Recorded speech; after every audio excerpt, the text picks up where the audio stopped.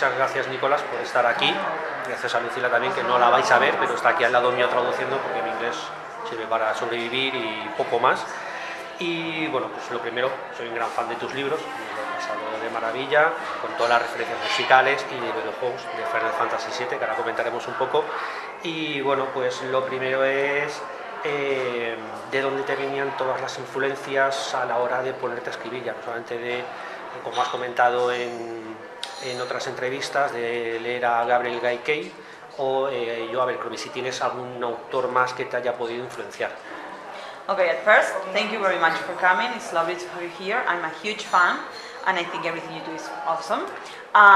You also mentioned, well, you already mentioned Guy Gabriel Kay in a few interviews, and we wanted to know actually if there's another or a few others writers that they are like huge influences on you and your writings besides Guy Gabriel Kay and Joe Abercrombie. Sorry. Yeah.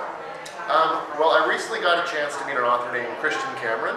He lives in Toronto, he's from the United States, and he is a huge mentor to me. A lot of writers can be kind of angsty sometimes, and they're often unsure of themselves when they're writing. It's kind of like a common thing. You always think your book sucks until you're done it. But with Christian, he doesn't think that. He just goes every day to the same coffee shop and works and works and works. And by noon, he's written, 10,000 words. And then he has time in his life for everything else, his family, his hobbies. And so he's been kind of a huge inspiration to me. His work is fantastic. He writes kind of a lot of historical fiction and also fantasy that has a very historical bent to it. And I don't think anyone else writes quite like him with the realism. And the balance that he's found in his work and his life is something that I would really, really love to achieve for myself. Uno de los autores que me gusta mucho es un autor canadiense que se llama Chris Cameron, que ha escrito libros de ficción histórica y libros de fantasía, pero lo que me gusta es cómo tiene un buen balance entre lo que es su vida personal y su trabajo. Logra ir por la mañana a un café, sentarse y escribir, y tal vez escribe 10.000 palabras. Una maravilla, y después tiene ese buen tiempo con la familia también, entonces creo que tiene un excelente balance. Sus historias son increíbles y es un autor que alguien al quien aspiro llegar a ser en algún momento. Comentaste que en alguna entrevista que antes de ponerte a escribir Reyes de la Tierra Salvaje estabas escribiendo, creo que lo llamaste un montón de mierda. Quiero recordar que se llamaba, que era así, que era un libro de guerra, que era demasiado serio. ¿Qué fue lo que te motivó a cambiar ese libro que era serio a adaptarte a una novela más de aventuras con toques de humor que nos ha dado Reyes de la Tierra Salvaje y Rosa la Sanguinaria?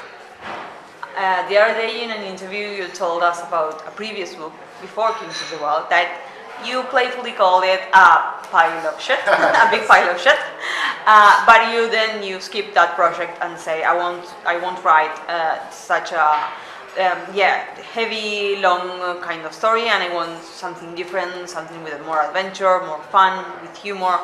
What propels you for the change? Also, thank you again for the kind words at the beginning, and for this interview. I think when I was writing this book, Before Kings of the Wild, I wrote this book for about 10 to 12 years. That was giant, epic, war, culture, religion, fantasy. Took itself very seriously, very little jokes.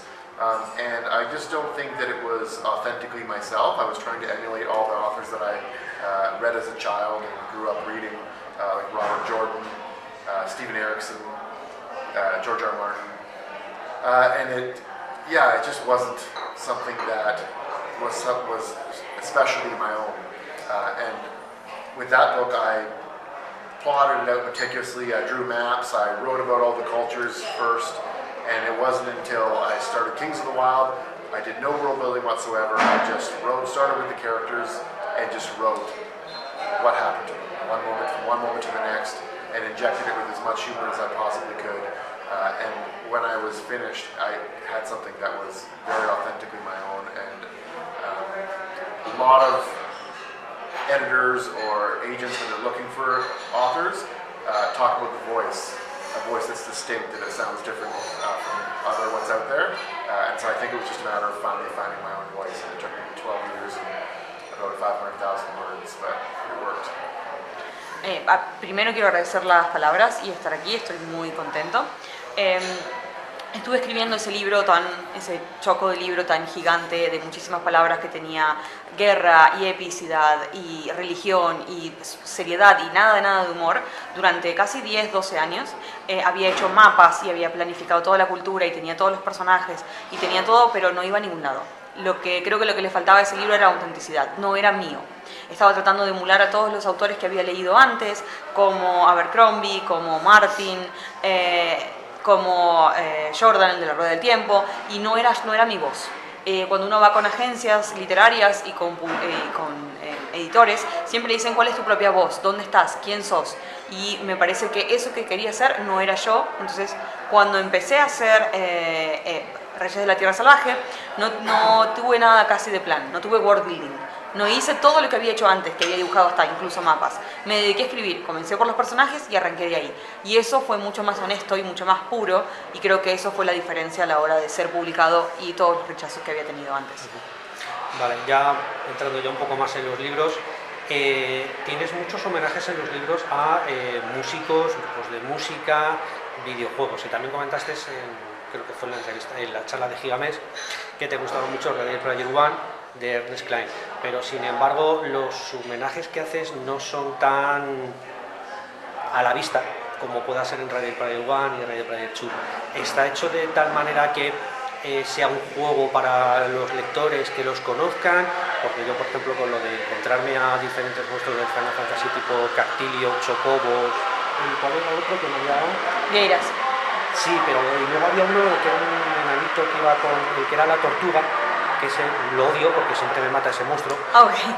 Entonces, ¿está hecho de tal manera que sea tan leve o es porque salió así? In Kings of the Wild, you have a lot of references to a lot of music groups and bands and a lot of games as well. And you say in your previous interview you really liked Ready Player One, sorry.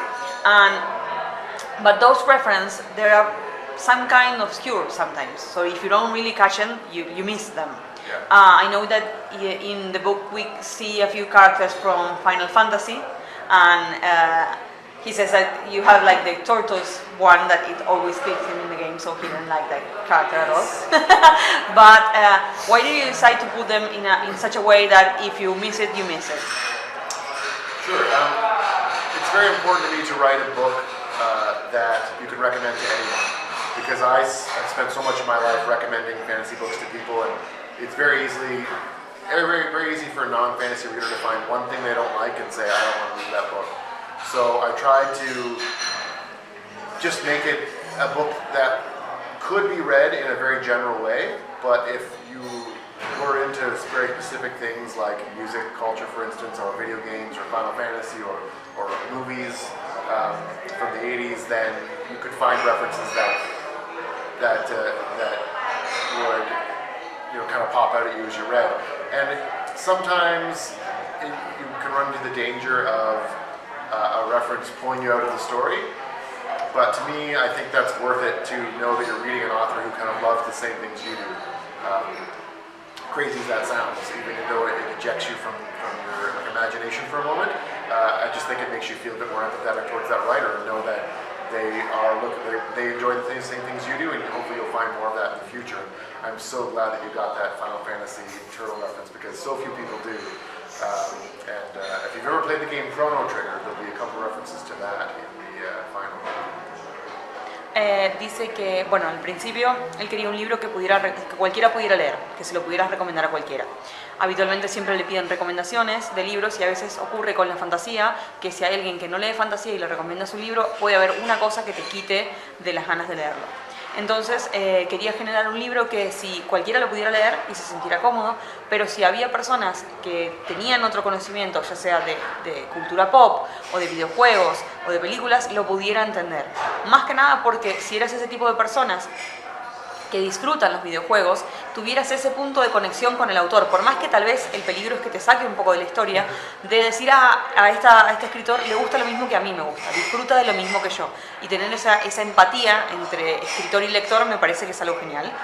Agradezco que hayas encontrado la referencia de la tortuga del Final Fantasy porque no muchas personas lo suelen hacer, así que bien por ti. Y si juegas o conoces el juego Chrono Trigger, en el libro 3 hay muchas referencias a ese juego también. Sí, de hecho, esto me pregunta el comentario, me estaba mandando mensajes con David de tío que sale tal bicho, tío que sale no sé cuál bicho, y estábamos los dos como él, yo emocionado por encontrarlos y él emocionado porque yo los reconociera. He was texting, David, the translator, saying, well, I find this kind of monster and this kind of thing that is from this book or this reference and that, and they were like really being fanboys of your work. So yeah, it's not a question, it's a comment, but they were really enjoying being able to find and discover the references. Awesome, I really appreciate that, thank you. Ahora ya volviendo de nuevo al libro ya, te alejas de lo que es el Grimdark y la verdad es que muestras una serie de personajes muy interesantes, sobre todo porque además la motivación del primer libro a mí me encantó porque no es otra que volver a juntar la banda para ayudar a un amigo, y eso todavía incluso me recuerda más al mundo de las bandas que vuelven de nuevo a juntarse, porque el cantante, el solista, en este caso Gabriel Waldo, no ha triunfado, por así decirlo, en esta vida y vuelven de nuevo a la carretera. Y cómo muestras el choque que se encuentran con ese mundo que ha pasado desde que ellos se retiraron hasta ahora. ¿Cómo surgió esa idea de darles esa motivación que además al final incluso acaba haciendo que cojas cariño a los personajes desde la página 3? In Kings of the Wild you have this amazing idea of a group of friends that even though they are already grown up, let's say, and they went on different ways, they have decided to join up again because a friend is in need, and that really moved me. And it's like in rock bands, like the main singer needs a friend, in this case Golden Glaive, and all of the others decide to join up and help him, and that's really good. But the thing is that when they go back again in their last, let's say, round, the word is different than when they left it a few years ago. So why now? Why do you decide on that much time? So when they go back, they are the old dudes, and it's not the same, and they are not as powerful as they were before, even though they become legends. Yeah. I think mostly just because it is what would be the most funny. Kind of like a fish out of water story. These people that were so comfortable in their own skin 20 years ago, and now they come back and they're just, I mean, they are still a big deal, but they start clashing with people that also think. Ultimately, you know, they aren't as irrelevant as they think they are, because every band that meets them wants to test themselves against them and prove that they're as much of a group of heroes as the Kings of the Wild were. So I think it just makes kind of for a fun story and an interesting dynamic when, and I imagine if someone like Led Zeppelin had tried to come back into the scene in 1988, they would have wondered to themselves, like, should we be painting our faces? Should we be, wearing, blouses or different blouses, more brightly colored blouses? And yeah, I think it would be it's funny to mash those two things together, because normally they're so separate. Lo que me parece súper interesante y divertido es el hecho de que tienes un grupo de mercenarios que ya han pasado su mejor momento, han pasado años, todavía tienen aquella chispa que los hacía quienes eran, pero vuelven a este mundo o vuelven a meterse en este métier donde no son la gran cosa que ellos creían. Y las nuevas bandas lo que tienen es que básicamente quieren enfrentarse a ellos, quieren ver si son mejores que los Reyes de la Tierra Salvaje. Entonces eso tiene esa diferencia y me parece que es súper divertida. Es como si Led Zeppelin hubiera querido volver en el 88 y básicamente fuera distinto y hubieran pensado, nos tenemos que volver a pintar la cara, tenemos que usar el mismo tipo de blusas, nos tenemos que cambiar. ¿Cómo es esa inserción con alguien que todavía tiene esa chispa, pero ya ha pasado su momento también? I also think that although it's not always the case, but a lot of the bands in the 70s, there were very few examples of like mega stars before them. And so I feel like they began their journeys with a more authenticity. They were recording wherever they could in like, you know, with Led Zeppelin's case, in like an old barn or the entrance to like a giant empty house. And when they went on the road, it was just the more experience of making music and enjoying that music, you know, as evidenced by songs that are 20 minutes long. Whereas once you got into the 80s, they had seen the sort of stardom that making music could grant you. And I feel like artists later on were sort of chasing the fame and less about making the music. And groups were just kind of slapped together, whether they liked each other or not, and put on the road just because, you know, just to make money. And so I was trying to capture some of that element as well. Además, quería que se evidenciara un poco esta diferencia de que en los 70s las bandas grababan música en cualquier lugar y era sobre hacer música. Led Zeppelin grababa en lo que fuera en un granero vacío o en el porche muy grande de una casa y con eso alcanzaba. Y el salir de viaje, salir de gira, era hacer música y estar ahí haciendo cosas. Que es muy diferente que en los 80, donde las bandas lo que generan es este gran estrellato. Entonces ocurre que en los 80 muchas bandas, que no pasaban en los 70 porque no había grandes estrellas, empiezan a buscar la fama. Y por ese buscar la fama tal vez cualquier persona se une con cualquier otra persona a través de un agente y hacen otro tipo de música diferente. Entonces quería un poco que Reyes de la Tierra Salvaje evidenciara este hacer las cosas a la vieja usanza. Claro, y hay ya una familia, porque aquí los personajes están muy rotos y tenemos el personaje de Tam, que al final es la que casi les acaba ayudando a curarse entre todos ellos para alcanzar ese final. ¿Cómo se te ocurrió hacer ese cambio de uno a otro, o es más bien casi incluso reflejar el mundo de esas estrellas rotas que había de los 80 que se nos han quedado ahora ahí rotas sin volver? Well, in going into Bloody Rose, we have this, let's say, a broken-hearted rock band, and you have Tam, like the main character, that is like she is trying to help them, and they kind of heal through her. So that's really good. But why the broken-hearted kind of heroes? And do you think that they are, well, because they resemble rock bands from the 80s as well, but why on that regard? That's exactly right. When you listen to music from the 70s, when I wrote the first book, I could put on 70s music while I was writing and not be distracted by it, because they're usually talking about pretty esoteric things. They're rambling on about even sometimes Lord of the Rings literally, and then they'll launch into a guitar solo or a drum solo for 15 minutes and just let you work. And then when I tried to write Bloody Rose and I would put on 80s music, I couldn't write because every person, every song is like, listen to how heartbroken I am, or listen to how much I love you, or take me back, or something really, really dramatic. And that music, whether it's, you know, Pat Benatar or Meatloaf or Guns N' Roses, it's very kind of in your face and listen to me, and I had to eventually just kind of turn it off and put something else on. But yeah, I think that very much reflects bands of that era. And I think if you went on a road with a band from the 70s, you'd have, you know, lots of quiet time and introspection sometimes, and some parties as well. But I think if you went on the road with a band from the 80s, you might die, and you'd be drinking to excess and doing drugs, and every night would be you know, a circus. And I tried to reflect that in Bloody Rose, but also show sort of the, not monotony of it, but that it's a cycle that you go through over and over again. And what seems glamorous has its you know, its routines just like any other life. Cuando escribí Reyes de la Tierra Salvaje, ponía música de fondo de los 70 y me servía muchísimo porque tenía tal vez 15 o 20 minutos de un solo de guitarra, de un solo de bajo, y funcionaba perfecto. Cuando quise escribir Rosa la Sanguinaria, ponía música de los 80 como Pat Benatar o Meatloaf o Guns N' Roses, y el problema era que todos eran estas bandas melancólicas de me has roto el corazón, quiero volver contigo, llévame de vuelta, y ese tipo de cosas que finalmente las tuve que apagar porque no colaboraban en el proceso de escritura.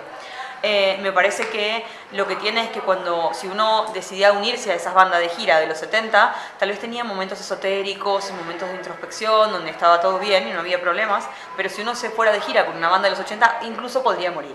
Porque exceso de exceso de bebida, exceso de drogas, excesos, y es un poco eso lo que quería reflejar en el libro. Aunque tuvieran las rutinas al final del día y ese tipo de cosas, son dos escenarios muy diferentes entre sí.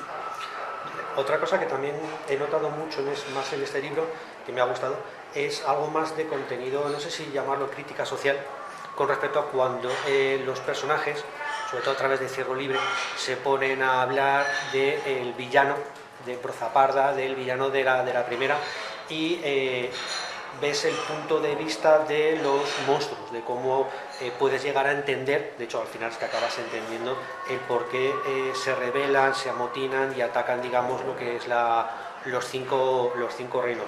¿Es algo buscado? ¿Es algo que surgió? ¿Es para darle el contraste a lo mejor a la fantasía épica, más épica por así decirlo, de la primera entrega? In Bloody Rose you have more social elements regarding inequity, and with the characters we notice that you have the point of view of the monsters, and you have different points of view that make you realize that not everything is quite as you think so, and not everything is so straightforward. And did you think about introducing those elements because you want to make like a social impact somehow through the book, or did it just come out? I think a little bit of both. I know a lot of it was inspired by the music itself, because especially moving into the 80s and moving into the 90s, the next era of music, a lot of it did become very political. When you look at bands like Rage Against the Machine, or groups like NWA, they were trying to kind of tell their story and get their point of view across and get their perspective known. In some cases, so people would help them and understand them. And I think it also kind of fits well into a fantasy world where different races are trying to coexist with one another. And in the first book, and even kind of in the era before the first book, you get the sense that monsters sort of had the upper hand and humans were on the run and constantly under attack and had to build their walls and keep their swords by their bed. But eventually, as with many conflicts, it kind of balances out and then one side gains power. And it's almost, I do want to show or explore what, when you have the upper hand, how do you act? Do you act like the monsters that you feared your whole time or your whole life, or you do something better?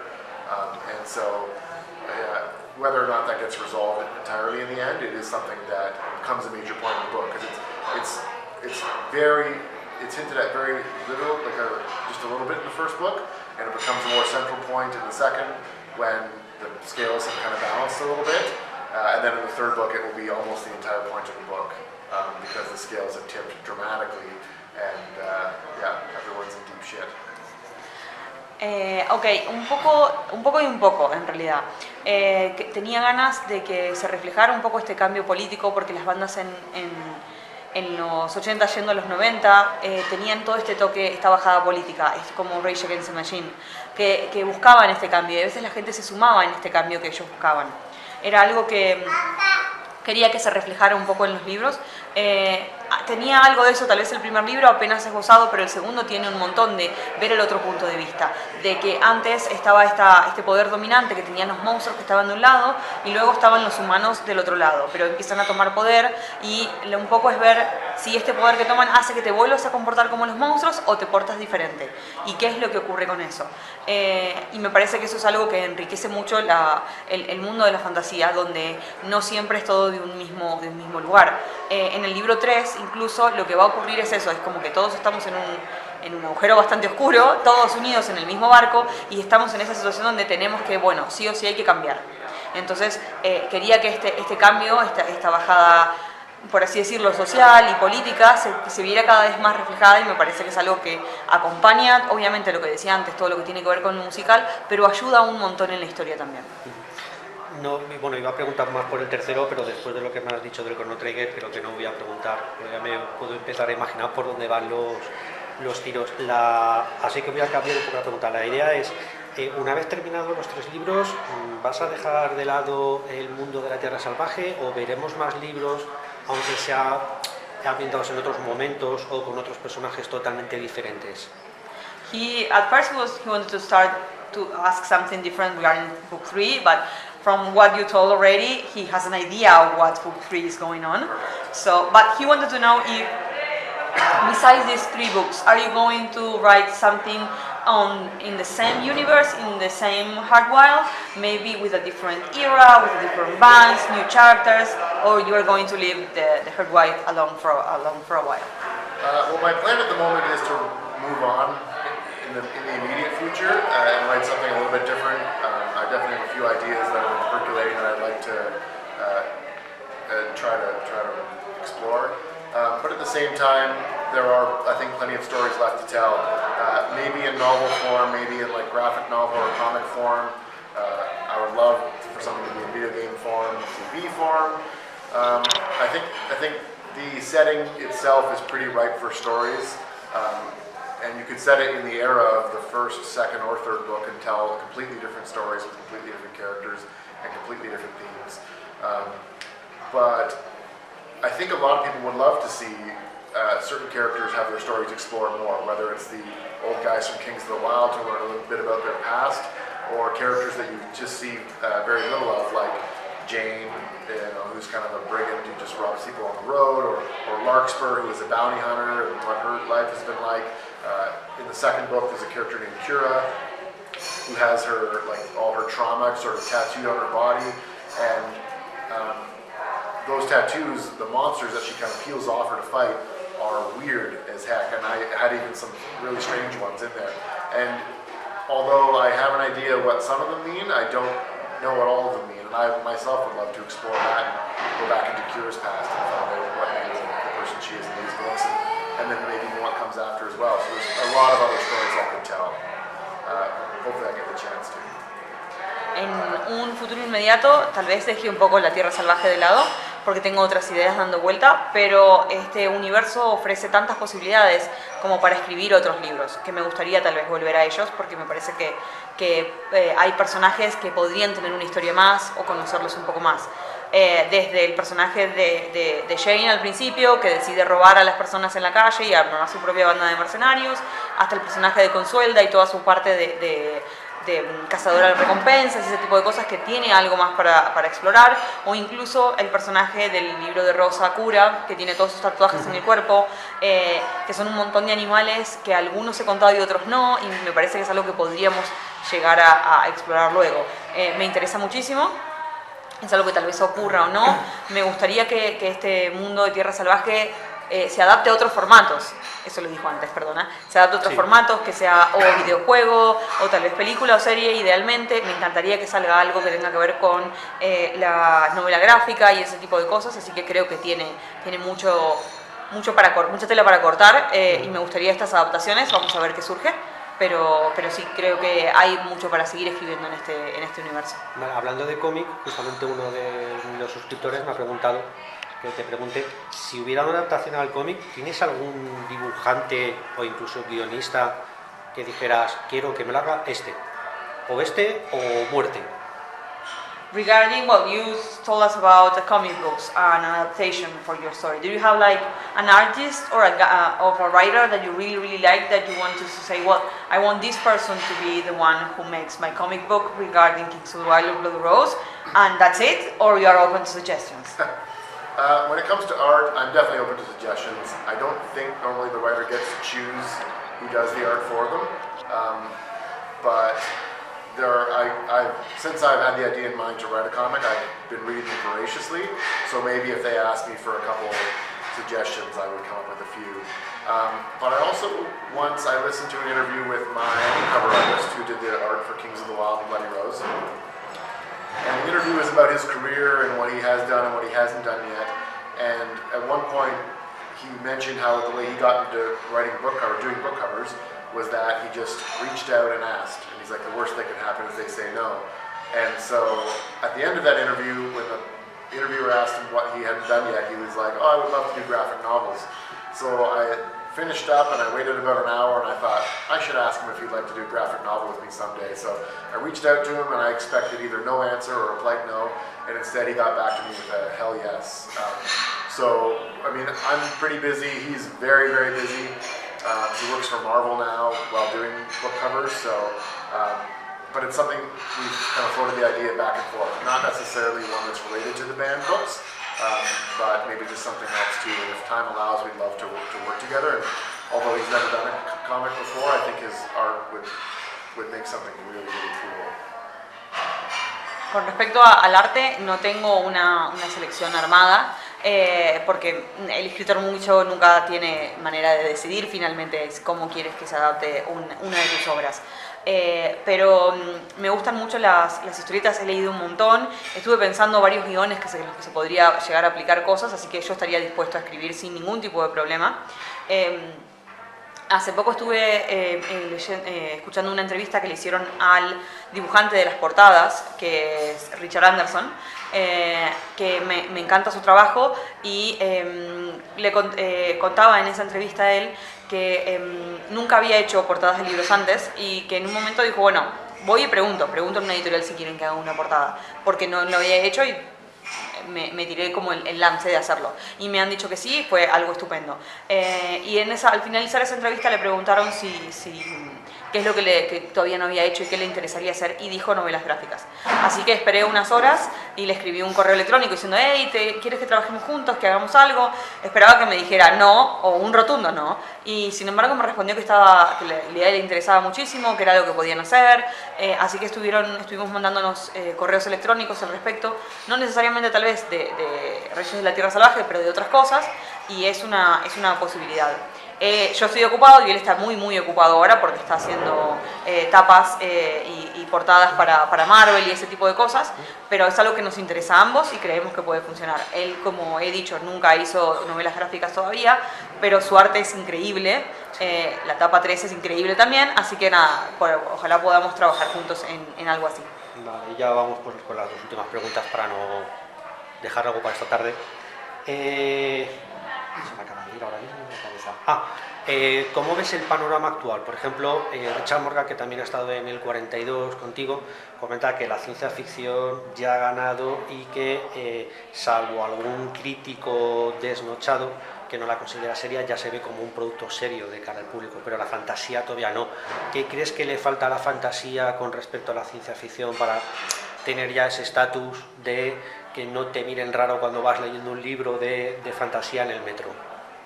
What do you think that fantasy is missing? Let me say you a little bit more. Yeah. During the 42 festival, there was Richard Morgan, another author, that he said that quality literature. But fantasy is quite not on the same place yet.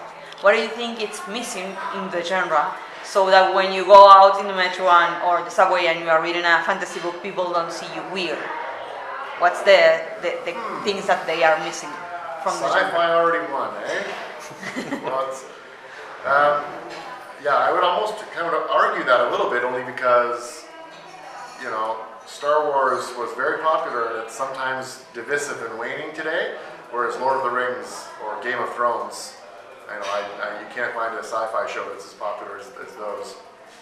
I think it's a matter of just time. I think books like Game of Thrones got a lot more readers into fantasy, and they realized that fantasy wasn't just telling stories about dwarves and orcs and goblins. I mean, mine does, but books that dealt with serious issues and relationships and loss and grief and love and